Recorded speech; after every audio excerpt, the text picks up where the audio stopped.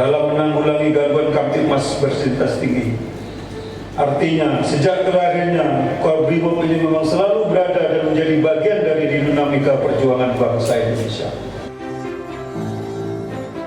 Dan saya berharap kepada Bayangkara sejati Kobrimob Polri untuk terus menjaga dan meningkatkan kemampuan dalam menghadapi berbagai tantangan tugas yang akan dihadapi, baik dalam rangka menjaga keamanan NKRI maupun pengamanan agenda-agenda kegiatan nasional yang akan